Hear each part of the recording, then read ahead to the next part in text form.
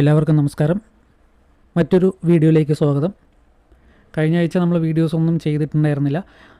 ഓണാഘോഷവുമായി ബന്ധപ്പെട്ട് കുറച്ച് തിരക്കിലായിരുന്നു. ഇന്നത്തെ വീഡിയോയിൽ നമ്മൾ അടുത്ത ആഴ്ച വാങ്ങാൻ പറ്റുന്ന കുറച്ച് സ്റ്റോക്കുകളാണ് പറയുന്നത്. മന്ത് എൻഡാണ്. സോ മന്ത് എൻഡിൽ വാങ്ങാൻ പറ്റുന്ന കുറച്ച് നല്ല സ്റ്റോക്കുകളാണ്. ഓക്കെ, ആദ്യത്തെ സ്റ്റോക്ക് എന്ന് പറയുന്നത് വോഡാഫോൺ ഐഡിയ ലിമിറ്റഡ് എന്ന് പറയുന്ന സ്റ്റോക്കാണ്. ഇതിൻ്റെ കറണ്ട് മാർക്കറ്റ് പ്രൈസ് എന്ന് പറയുന്നത് 10 രൂപ 47 പൈസയാണ്. കഴിഞ്ഞ ദിവസം ഒരു ന്യൂസ് ഉണ്ടായിരുന്നു. അതിൻ്റെ ഒരു ഇമ്പാക്റ്റാണ് ഒരു 20%ഓളം എന്താ പറയുക ലോസ് വന്നിട്ടുണ്ടായിരുന്നു. സോ പൊതുവേ വോഡാഫോൺ ഐഡിയനെ കുറിച്ച് ഇപ്പോൾ ഒരു എന്താ പറയുക നെഗറ്റീവ് ന്യൂസാണ് വരുന്നത്.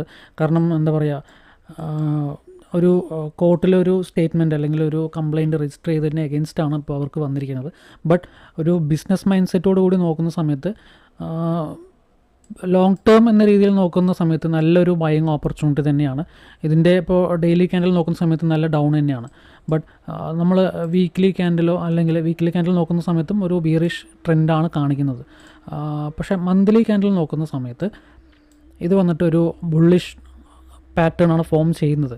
അപ്പോൾ ഈ ഒരു മാസം ശരിക്കും പറഞ്ഞാൽ ഏകദേശം 33% എന്താ പറയുക ഡൗൺ ആയി കഴിഞ്ഞു ഈ മാർക്കറ്റ്. ഓക്കെ, വോഡാഫോൺ എന്ന് പറയുന്നത് എന്താ പറയുക ബിഗ് പ്ലേയേഴ്സ് പറയുന്നത് ഏകദേശം ഒരു 7 രൂപ അല്ലെങ്കിൽ 5 രൂപ 6 രൂപ ആ ഒരു റേഞ്ച് വരെ മാർക്കറ്റ് പോയേക്കാം എന്ന് പറയുന്നുണ്ട്. ബട്ട് ഇതിൻ്റെ ഒരു ഹൈ എടുത്ത് നോക്കുകയാണെന്നുണ്ടെങ്കിൽ ഏകദേശം 120 രൂപ അല്ലെങ്കിൽ ആ ഒരു 100-120 രൂപ റേഞ്ച് വരെ ഉണ്ടായിരുന്ന ഒരു മാർക്കറ്റായിരുന്നു. പിന്നീട് 10 രൂപ എന്ന റേഞ്ചിലേക്ക് ഇപ്പോൾ എത്തി നിൽക്കുന്നുണ്ട്. ബട്ട് അതിനേക്കാളും താഴെ വന്നിട്ടാണ് ഇതൊരു ബുള്ളിഷ് പാറ്റേൺ എന്ന രീതിയിൽ മൂവ് ആയിക്കൊണ്ടിരിക്കുകയാണ്. ഓക്കെ, സോ റീറ്റെയിൽ ട്രേഡേഴ്സിനെ പാനിക് ചെയ്യാൻ വേണ്ടിയിട്ടുള്ള ഒരു ഡൗൺ ഫാൾ ആവാനാണ് ചാൻസ് എൻ്റെ ഒരു പോയിൻ്റ് ഓഫ് വ്യൂവിൽ നോക്കുകയാണെങ്കിൽ.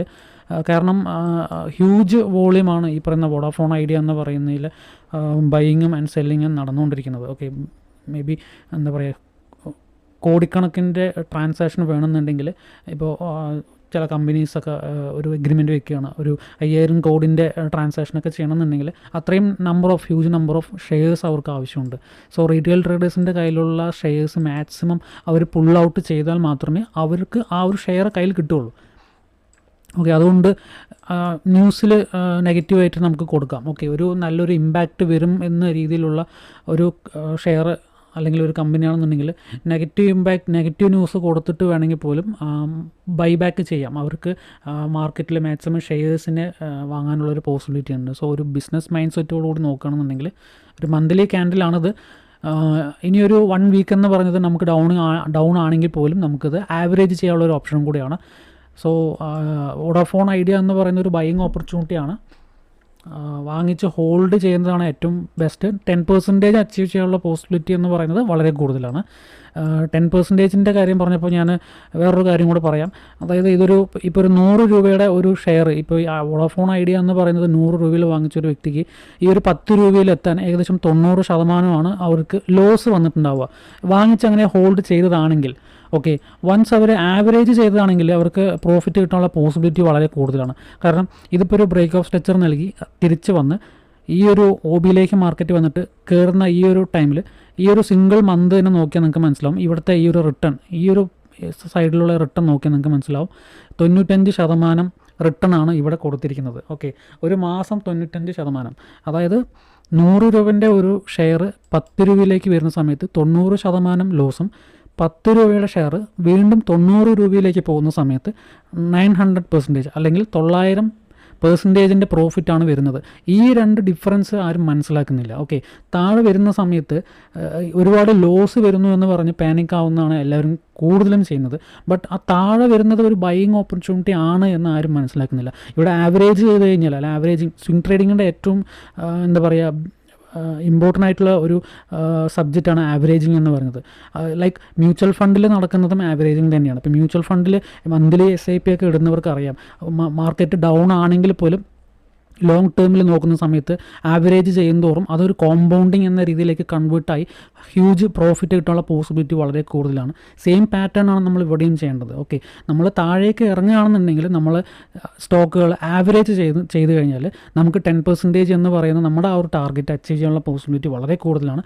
മോർ ദാൻ 10% കിട്ടാനുള്ള പോസിബിലിറ്റി വളരെ കൂടുതലാണ്. ഓക്കെ, ഇതിപ്പോൾ മുകളിൽ നിന്ന് താഴേക്ക് വരുന്ന സമയത്ത് ആവറേജ് ചെയ്ത് വന്നവർക്ക് ഈ ഒരു 10 രൂപയാണ് അവരുടെ ഒരു ആവറേജ് പ്രൈസ് എന്നുണ്ടെങ്കിൽ പോലും അവർക്ക് ആ ഒരു മുകളിലേക്ക് കയറുന്ന സമയത്ത് ആ ഒരു മോർ ദാൻ 10% അല്ലെങ്കിൽ 20 to 50% വരെ പ്രോഫിറ്റ് കിട്ടാനുള്ള പോസിബിലിറ്റി എന്ന് പറയുന്നതും വളരെ കൂടുതലാണ്. ഓക്കെ, സോ വോഡാഫോൺ ഐഡിയ എന്ന് പറയുന്നത് ഒരു ബൈയിങ് ഓപ്പർച്യൂണിറ്റിയിൽ നിൽക്കുന്ന സ്റ്റോക്കാണ്.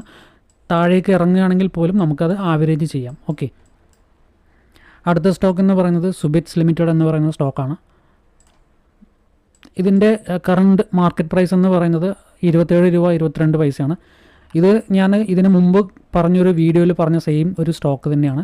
എൻ്റെ ഓർമ്മ ശരിയാണെങ്കിൽ ഏപ്രിൽ മാസത്തിൽ പറഞ്ഞൊരു സ്റ്റോക്കാണ്. ഏപ്രിൽ ലാസ്റ്റ് വീക്ക് ഒരു 30 രൂപ റേഞ്ചിൽ പറഞ്ഞ ഒരു സ്റ്റോക്കാണ്. ഓക്കെ, ഇത് ശരിക്കും പറഞ്ഞാൽ 30 രൂപയിൽ നമുക്ക് 10% റിട്ടേൺ എന്ന് പറയുന്നത് 34 രൂപയാണ്. ഓക്കെ, 3 മാസം കൊണ്ട് 36 വരെ പോയിട്ടുണ്ട്. ഓക്കെ, 10% അച്ചീവാണ്. ബട്ട് ഇവിടെ ആവറേജ് ചെയ്യുന്ന ഒരു വ്യക്തിക്ക് ഒരു താഴേക്ക് ഇറങ്ങുന്ന സമയത്ത് ആവറേജ് ചെയ്തതാണെങ്കിൽ ഇപ്പോൾ ഈ ഒരു 23 രൂപ വരെ പോയ ഒരു ടൈമിൽ ആവറേജ് ചെയ്ത് ഒരു 25 രൂപ ആവറേജ് ചെയ്താണെങ്കിൽ പോലും 25 36 രൂപയിലേക്ക് എത്താൻ 11 രൂപയാണ്. അതായത് 25 രൂപയുടെ 45% 11 രൂപ എന്ന് പറയുന്നത്. അപ്പോൾ ഇവിടെ 10% അച്ചീവ് ചെയ്യുന്നതിന് പകരം ഇവിടെ 45% ആണ് ഇവിടെ അച്ചീവ് ആയിരിക്കുന്നത്. ഓക്കെ, സോ ഇതിൻ്റെ ഒരു ടൈം പീരീഡ് എന്ന് പറയുന്നത് ജൂണിൽ നിന്ന് ഏകദേശം ജൂലൈ ലാസ്റ്റ് ആകുമ്പോഴേക്കും നമുക്ക് 45% അച്ചീവ് ചെയ്യാനുള്ള ഒരു പോസിബിലിറ്റി ഉണ്ട്. അപ്പോൾ നമുക്ക് ആവറേജ് ചെയ്യുന്നതുകൊണ്ടുള്ളൊരു ഗുണമെന്ന് പറയുന്നത് നമ്മുടെ ടാർഗറ്റായ 10% കൂടുതൽ കിട്ടാനുള്ള പോസിബിലിറ്റി ഇവിടെ ഉണ്ട്. ഓക്കെ, സോ സെയിം ആ ഒരു ബൈയിങ് ഓപ്പർച്യൂണിറ്റിയിൽ തന്നെയാണ് സുബിറ്റ്സ് വന്ന് നിൽക്കുന്നത്. ഓൾറെഡി ഞാൻ ഇതിന് മുമ്പിട്ട സെയിം വീഡിയോയിൽ പ്രോഫിറ്റ് ബുക്ക് ചെയ്ത് വെളി വന്നവർക്ക് വീണ്ടും ഒരു ബൈയിങ് ഓപ്പർച്യൂണിറ്റി തന്നെയാണ് സുബിറ്റ്സ് ലിമിറ്റഡ്. ഇതിൽ ഒന്നില്ലെങ്കിൽ ഈ ഒരു ബോഡിയുടെ ആ ഒരു 50% ഫില്ലായിട്ട് കയറാനുള്ളൊരു പോസിബിലിറ്റി ഉണ്ട്. അതല്ലാന്നുണ്ടെങ്കിൽ ഈ ഒരു ബോഡിയുടെ ഈ ഒരു വിക്കിൻ്റെ ഈ ഒരു വിക്കിൻ്റെ ഒരു 50% അല്ലെങ്കിൽ ഒരു 75%ലേക്ക് മാർക്കറ്റ് വന്നിട്ട് കയറാനുള്ളൊരു പോസിബിലിറ്റിയും കാണുന്നുണ്ട്. ഓക്കെ, സോ സുബിറ്റ്സ് ലിമിറ്റഡ് എന്ന് പറയുന്ന ഒരു ബൈയിങ് ഓപ്പർച്യൂണിറ്റിയാണ്. ഓക്കെ, അടുത്തൊരു സ്റ്റോക്ക് എന്ന് പറയുന്നത് ജിയോ ഫിൻ സർവീസ് ലിമിറ്റഡ് എന്ന് പറയുന്ന സ്റ്റോക്കാണ്. NSEയുടെ ഒരു സ്റ്റോക്കാണ്. ഇതിൻ്റെ കറണ്ട് മാർക്കറ്റ് പ്രൈസ് എന്ന് പറയുന്നത് 353 രൂപ 90 പൈസയാണ്. ഇതും ഒരു ബൈയിങ് ഓപ്പർച്യൂണിറ്റി ആയിട്ടുള്ളൊരു സ്റ്റോക്കാണ്. ഇത് ഏകദേശം ഈ ഒരു OBയുടെ 50% താഴെ എത്തിയപ്പോൾ തന്നെ നമ്മൾ നോട്ട് ചെയ്ത് വെച്ചൊരു സ്റ്റോക്ക് ആയിരുന്നു. ബട്ട് നമ്മളത് വീഡിയോയിൽ പറഞ്ഞിട്ടുണ്ടായിരുന്നില്ല. അപ്പോൾ എൻ്റെ ഒരു കാൽക്കുലേഷൻസ് പ്രകാരം ഒന്നില്ലെങ്കിൽ ഈ ഒരു FEGയിലേക്ക് മാർക്കറ്റ് വരും എന്ന് ഞാൻ വെയിറ്റ് ചെയ്ത് നിന്നു. അതല്ലാന്നുണ്ടെങ്കിൽ ഈ ഒരു FEGയിലേക്ക് മാർക്കറ്റ് വരും വിചാരിച്ചു. പക്ഷേ ഇതുവരെ മാർക്കറ്റ് വന്നിട്ടില്ല. ഇവിടെ നിന്ന് ഈ ഒരു ബിഗ് ഓർഡർ ബ്ലോക്ക് എന്ന് പറയുന്ന ഈ ഒരു വിക്കിലേക്ക് മാർക്കറ്റ് വന്നിട്ട് അവിടെ നിന്ന് റിയേറ്റ് ചെയ്തിട്ട് പോവുകയാണ് ചെയ്യുന്നത്. ഓക്കെ, ഈ ഒരു വിക്കിലേക്കാണ് മാർക്കറ്റ് വന്നിട്ട് അവിടെ നിന്നാണ് മാർക്കറ്റ് കയറുന്നത്. മേ ബി മാർക്കറ്റ് ഇനി താഴെ വരികയാണെങ്കിൽ പോലും നമുക്ക് ആവറേജ് ചെയ്താൽ നല്ലൊരു ബൈയിങ് ഓപ്പർച്യൂണിറ്റി ഉള്ള സ്റ്റോക്കാണ്. അടുത്ത ടാർഗറ്റ് എന്ന് പറയുന്നത് ഈ ഒരു ഹൈ ആണ്. ഓക്കെ, 394 രൂപ അല്ലെങ്കിൽ 400 രൂപയാണ് ഇതിൻ്റെ ഒരു അടുത്ത ടാർഗറ്റ് എന്ന് പറയുന്നത്. കാരണം ജിയോ എന്ന് പറയുന്നത് അടുത്ത വർഷം IPO നടക്കാൻ പോവുകയാണ്. സോ അംബാനിയുടെ ഒട്ടുമിക്ക സ്റ്റോക്കുകളും കുറച്ചും കൂടി നല്ല രീതിയിലൊരു ഗ്രോത്ത് കാണുന്നുണ്ട്. അതുപോലെ തന്നെ ഇതൊരു ഒരു സ്വിങ് എന്ന രീതിയിൽ ഒരു ഹൈ ഒരു ലോ ക്രിയേറ്റ് ചെയ്തു, വീണ്ടും ഒരു ഹൈ ഒരു ലോ എന്ന രീതിയിൽ ഒരു 6 പൊസിഷനിലേക്ക് മൂവ് ചെയ്തുകൊണ്ടിരിക്കുന്ന രീതിയിലാണ് മാർക്കറ്റ് മൂവ് ആവുന്നത്. സോ ഇപ്പോൾ ബൈ ചെയ്താൽ പോലും നല്ലൊരു ബൈയിങ് ഓപ്പർച്യൂണിറ്റി തന്നെയാണ് ജിയോ ഫിനാൻസ് സർവീസ് എന്ന് പറയുന്നൊരു സ്റ്റോക്ക്. അടുത്ത സ്റ്റോക്ക് എന്ന് പറയുന്നത് ഓല ഇലക്ട്രിക് മൊബിലിറ്റി ലിമിറ്റഡ് എന്ന് പറയുന്ന സ്റ്റോക്കാണ്. ഇത് കഴിഞ്ഞ ഓഗസ്റ്റിലായിരുന്നു ഇതിൻ്റെ IPO നടന്നിട്ടുണ്ടായിരുന്നത്. ഒരു നല്ലൊരു പുള്ളിങ് തന്നിട്ടുണ്ടായിരുന്നു. അതിനുശേഷം ഈ ഒരു റെഡ് ക്യാൻഡലിലേക്ക് മാർക്കറ്റ് തിരിച്ച് വന്ന് നിൽക്കുന്നുണ്ട്. ഇവിടെ നിന്നൊരു ബ്രേക്ക് ഓഫ് സ്ട്രക്ചർ നൽകിയിട്ടുണ്ട്. ഇതിൻ്റെ ഒരു 4 hour ക്യാൻഡിൽ നോക്കുന്ന സമയത്ത് ഒരു ബ്രേക്ക് ഓഫ് സ്ട്രക്ചർ നൽകി ഈ ഒരു ഓർഡർ ബ്ലോക്കിലേക്ക് മാർക്കറ്റ്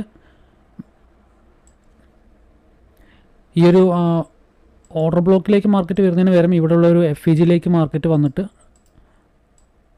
ജസ്റ്റ് ഒന്ന് ടാപ്പ് ചെയ്ത് കയറിയിട്ടുണ്ട്. തിരിച്ച് മാർക്കറ്റ് അതേപോലെ വീണ്ടും വരുന്നുണ്ട്.